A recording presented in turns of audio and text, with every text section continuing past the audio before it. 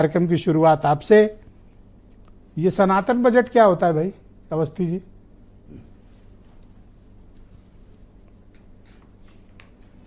देखिए, यह लोक मंगलकारी बजट है और मुख्यमंत्री जी ने इसको सनातन संस्कृति को समर्पित बजट बताया है।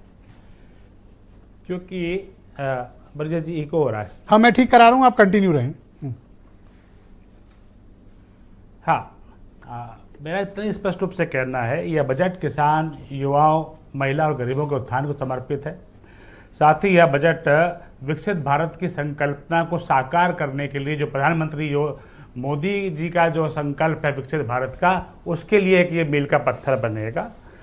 बहुत बड़ा बजट है। 8,08,736 लाख करोड़ का जो है बजट है, 8 लाख। और यह देश का सबसे बड़ा बजट हुआ है हमारे प्रदेश में। इसमें बहुत सारी चीज़ें ऐसी आई हैं ब्रजेश जी, जिसका वर्णन करना आपके चैनल में ज़रूरी है, और आपने भी कुछ चीज़ों का वर्णन किया है। जो सनातन संस्कृति की आपने बात करी है, तो हमने जितने भी आध्यात्मिक कॉरिडोर्स हैं, चाहे वृंदावन में हो, चाहे अयोध्या में हो, चाहे काशी में हो, या अन्य नगरों में हो, जो आध्यात्मिक रूप से जुड़े हुए हैं, उनको विकसित करने का एक बड़ा प्लान बनाया है। इसलिए हमने इसको सनातन संस्कृति को समर्पित बजट बताया है।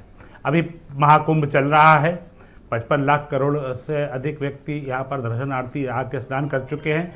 यह भी एक बड़ा योगदान जो है हमारी अर्थव्यवस्था को करेगा।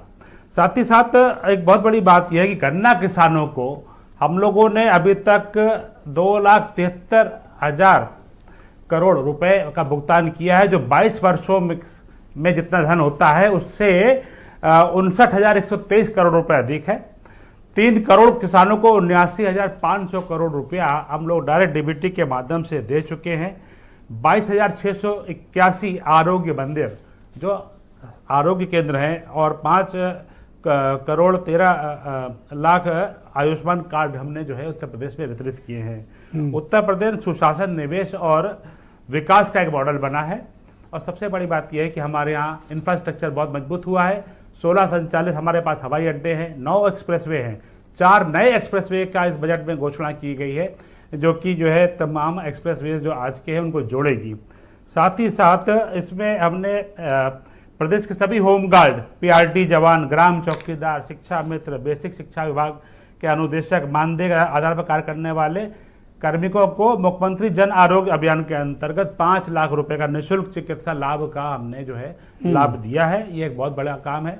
लखनऊ में AICT डेवलप करने का प्लान बनाया गया है, और साथ ही साथ प्रयाग के ऊपर 2 नए पुल, एक गंगा और एक यमुना में बनेगा। बहुत बड़ी बात है कि शिक्षा को हमने जो है मंदिर बनाने का काम किया है। हम शिक्षा के क्षेत्र में हमने पूरे बजट का हमने जो है 13% बजट जो है शिक्षा में दिया है, 1,06,000 करोड़ रुपए से ऊपर दिया है। और 22% हमने बजट का जो है वो 1,79,131 करोड़ रुपया ये हमने अवस्थापना और औद्योगिक विकास के लिए दिया है।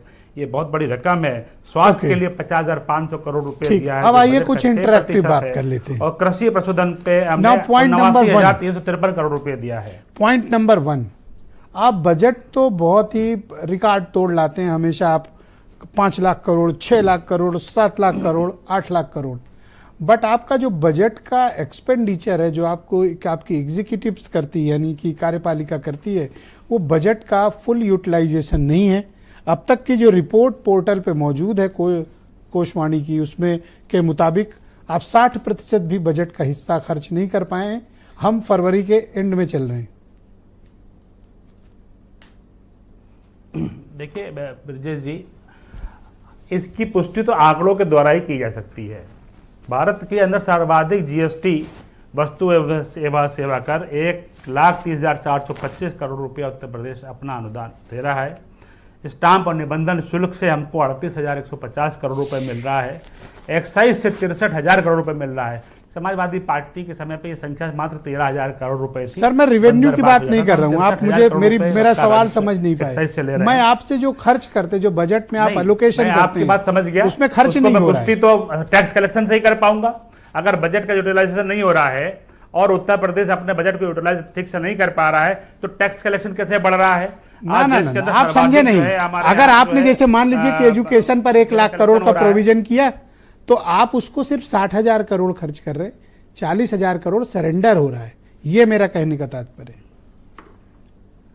नहीं, अभी ऐसा नहीं है। अभी 31 मार्च तक का बजट होता है और 31 मार्च तक हम आपको यूटिलिटी सर्टिफिकेट सारे विभाग देते हैं कि प्रदेश सरकार से अगर आप 31 मार्च के बाद मांगेंगे तो आपको लगेगा कि हाँ 100% बजट खर्च हो गया है। तो मुझे लगता है ये एक मिथ्या आरोप है, इस पर नहीं जाना चाहिए।